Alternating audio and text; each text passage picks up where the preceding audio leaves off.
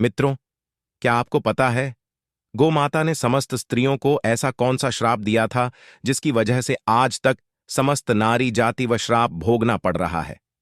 गौ माता का एक ऐसा श्राप जिसे टाला नहीं जा सका। दोस्तों, वह श्राप कौन सा था? जानने के लिए वीडियो को पूरा जरूर देखें। नमस्कार दोस्तों, स्वागत है आपका हमारे वीडियो में। आगे बढ़ते हैं और जानते हैं कि गौ माता ने समस्त स्त्रियों को ऐसा कौन सा श्राप दिया था। दोस्तों, एक समय की बात है जब भगवान श्री कृष्ण अपनी राजगद्दी पर विराजमान थे, तब उनके पास देवर्षि नारद मुनि आती है और कहते हैं, हे प्रभु, मैं आज मृत्युलोक में भ्रमण कर रहा था। तभी एक स्त्री ने पूछा कि पहले स्त्रियों के बच्चे होते थे तो वह पैदा होते ही चलने लगते थे, परंतु अब ऐसा नहीं है। यह क्यों प्रभु? मुझे इस प्रश्न का उत्तर याद नहीं था, इसलिए मैं आपके पास आई। कृपया मुझे इस प्रश्न का उत्तर बताएं। श्री कृष्ण कहते हैं, हे देवर्षि, तुम्हारा यह प्रश्न समस्त स्त्री जाति के लिए अत्यंत महत्वपूर्ण है। अगर तुम इस प्रश्न के उत्तर को जानना चाहते हो तो ठीक है, मैं तुम्हें एक कथा सुनाता हूं। तुमको इस कथा के माध्यम से पता चल जाएगा कि किस वजह से अब स्त्रियों का बच्चा पैदा होते ही चल नहीं पाता है। तब देवर्षि नारद कहती हैं कि प्रभु, मैं इस कथा को पूरा सुनूंगी। कृपया आप कथा को सुनाएं। दोस्तों, अगर आप भी जानना चाहते हैं कि इस प्रश्न का उत्तर क्या है, तो मित्रों, वीडियो को आखिरी तक जरूर देखें और वीडियो को लाइक अवश्य करिएगा। तो मित्रों, श्री कृष्ण कहते हैं, हे देवर्ष, एक नगर में एक रामचंद्र नामक व्यक्ति रहता था। रामचंद्र एक स्वार्थी व्यक्ति था। रामचंद्र के पास में एक गाय थी। वह गाय दूध देती थी और रामचंद्र उस गाय को हरा भरा चारा खिलाकर उसका दूध निकाल करके उस दूध का बिक्री किया करता था। रामचंद्र गाय का दूध खुद भी पीता था और अपने परिवार वालों को भी पिलाता था।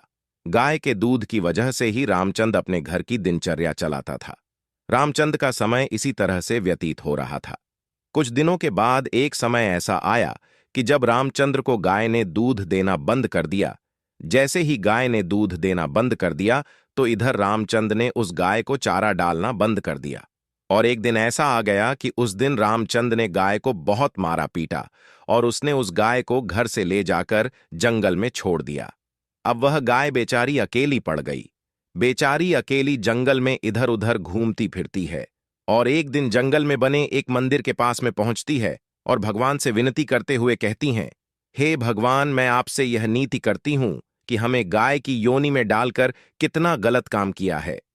श्री कृष्ण कहते हैं, ही देवर्षि, वह गाय कहती है, देखिए, जो आपकी 84 लाख योनियों में सर्वश्रेष्ठ योनि मानव की है, वह कितना पाप और कितना दुष्कर्म करता है। वह गाय आगे कहती हैं, जब तक मैं दूध देती रही तब तक उस व्यक्ति ने मुझे अपने घर पर रखा, हरा भरा चारा खिलाया। जैसे ही मैंने दूध देना बंद कर दिया, उसके बाद में उसने मुझे चारा भी नहीं डाला। इतना ही नहीं, उसने तो मुझे घर से बाहर ही निकाल दिया। अब मैं इधर उधर भटक रही हूं। अब जंगल में चारा खा खा करके, जंग में घास खा करके मैं अपने पेट को भरती हो। हे भगवान, आपने जो सर्वश्रेष्ठ योनि बनाई है, यह तो कितनी स्वार्थी और लालची योनि है। श्री कृष्ण कहते हैं कि ही देवर्षि नारद, धीरे धीरे समय व्यतीत होता चला गया। गाय बेचारी इधर उधर भटकती रही। जब भी वह गाय रामचंद्र के द्वार पर आ जाती है तो रामचंद्र ने लाठी लेकर के उस गाय को जंगल की तरफ, खेतों की तरफ भागा करके आता है। श्री कृष्ण कहते हैं, ही देवश्री, धीरे धीरे जब वह गाय एक दिन गर्भवती हो जाती है, तो अब जैसे ही 3-4 महीने का गर्भ हुआ है तो उसी जंगल से एक स्त्री गुजर रही थी। उस स्त्री ने जैसे ही उस गाय को देखा, उसने मन में सोचा कि यह गाय तो गर्भवती है। मैं एक काम करती है, इस गाय को मैं पाल लेती हूं। जब इसका बच्चा हो जाएगा तो यही जाए मुझे दूध देने लगेगी।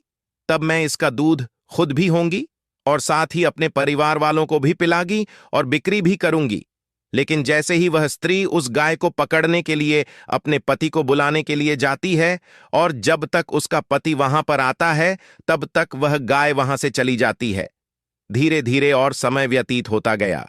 श्री कृष्ण कहते हैं, हे देवर्षि, जब उस गाय के प्रसव का समय नजदीक आ गया, तब वह एकांत जंगल में सुरक्षित जगह पर जाकर के उस गाय ने एक बछड़े को जन्म दिया। श्री कृष्ण कहते हैं कि ही देवर्षि, प्रसव के कुछ समय बाद वहीं स्त्री उसी जंगल में घास काटने के लिए गई हुई थी। जैसे ही उसने दूर से देखा कि एक गाय ने अपना बच्चा जन्म दिया हुआ है, तब वह स्त्री उसके पास गई और उसने ध्यान से उस गाय को देखा तो बोली कि अरे यह तो वही गाय है, इस गाय ने तो बछड़ा दे ही दिया। चलो अच्छा हुआ। वह स्त्री सोचती है, अब मैं इस गाय को पकड़कर अपने घर पर अवश्य ले जाऊंगी।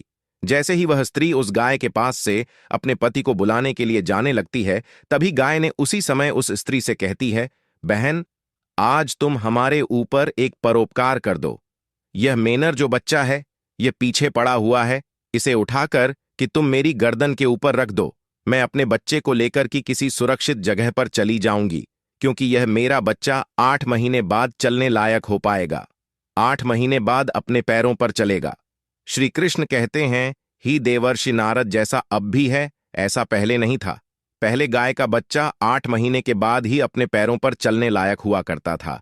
श्री कृष्ण कहते हैं, हे देवर्षि, लेकिन जैसे ही उस स्त्री ने गाय की बात सुनी तो बहुत बहुत जोर जोर से हंसने लगी और कहने लगी, तुम्हारा बच्चा इतना गंदा है, इतनी गंदगी में पड़ा है, मैं तुम्हारे बच्चे को उठा करके तुम्हारे कंधे पर क्यों रखूं, मैं तुम्हारे ऊपर यह परोपकार क्यों करूं। जैसे ही उस स्त्री ने उस गाय का बहुत मजाक बनाया, उस समय गाय बेचारी असहाय थी, वह अपने बच्चे को उठा नहीं सकती थी।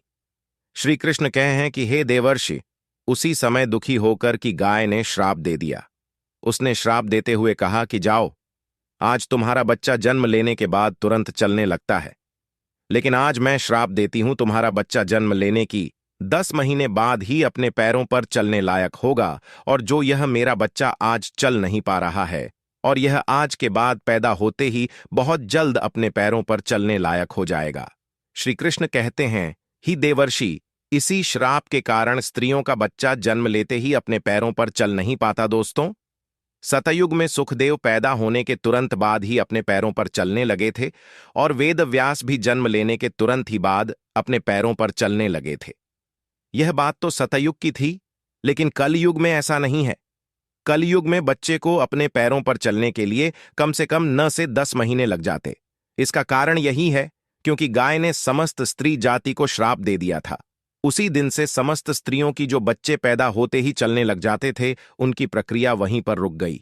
गाय के श्राप के कारण ही स्त्री का बच्चा 910 महीने बाद ही चलने लायक, अपने पैरों पर खड़े होने लायक बन पाता है, और गाय का बच्चा उसी दिन से अपने पैरों पर चलने लायक हो जाता है।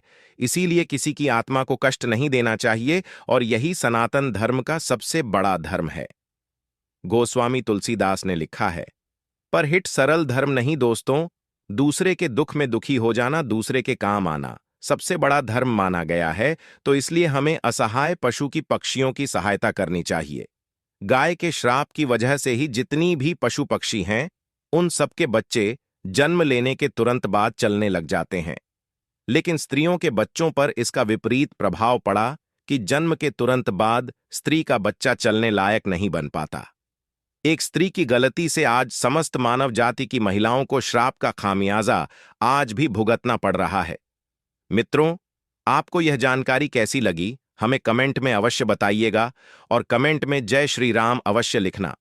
साथ ही अगर आप हमारा चैनल पर नए हैं तो चैनल को सब्सक्राइब अवश्य कर लेना, हो सके तो इस वीडियो को ज्यादा से ज्यादा लोगों तक शेयर अवश्य करें। वीडियो देखने के लिए आपको दिल से बहुत बहुत धन्यवाद।